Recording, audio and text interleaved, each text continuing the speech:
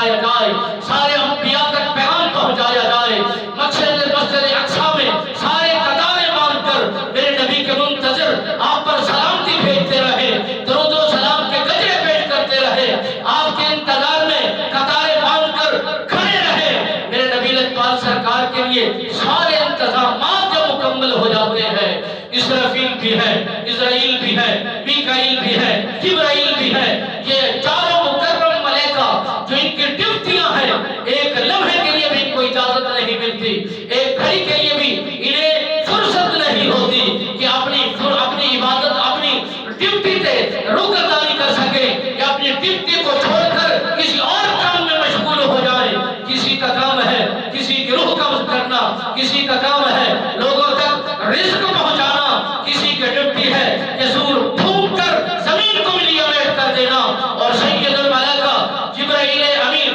اس کی ڈیوٹی ہے ہر نبی کی قربت میں آنا، پیغام لانا، پیغام پہنچانا، پیغام سن کر دربار خدا بندی میں جا کر پیغام دینا، یہ آپ کی ڈیوٹی ہے۔ جب میرے نبی سرکار کے دربار میں آتے ہیں اور نبی لجپال سرکار کی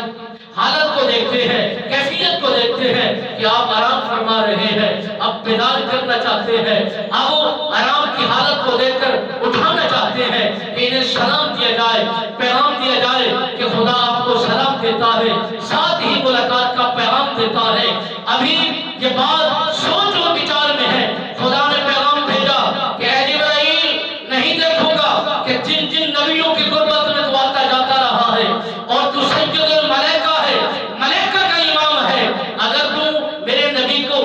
نبی کے سامنے اپنی آواز کو بلند کر دیتا اور دستک دے دیتا، دروازہ کھٹکھٹا دیتا، میں سارا منصب بھی لے لیتا، سارا مکتب بھی لے لیتا، ساری تیرا روح بھی لے لیتا، ساری عبادت ریاضت جو منصب تم نے پایا ہے ایک لمحے میں میری امیٹ کر دیتا، مولا کیا کروں؟ آپ سرکار نے فرمایا، مالک بے نیاز نے فرمایا، میں نے تیرے لب کفور کے بنائے ہیں، آج تک ہر چیز کو تو نے استعمال کیا ہے، ہاتھ استعمال ہوا، پاؤں استعمال ہوا، یہ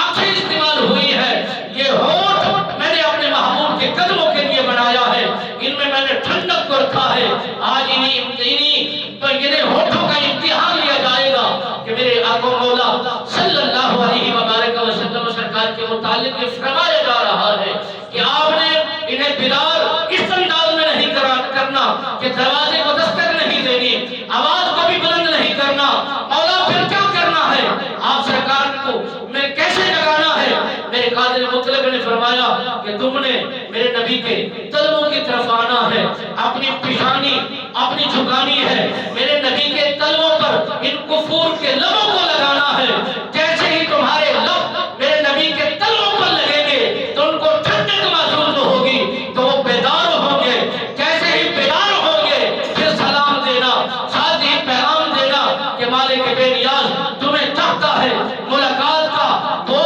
ملاقات کے لیے اس نے منصوبہ بنایا ہے اور یہ تمام انتظام کر چکا ہے، آپ کی کیا رائے ہے؟ جب میرے نبی رحمت فخر موجودات صلی اللہ علیہ وبارک وسلم سرکار کے قدموں کی طرف آ کر بیٹھ گئے اور اپنے دونوں رانوں کو جھکا دیا، بیٹھ کر نبی کے قدموں کی طرف اپنی زبان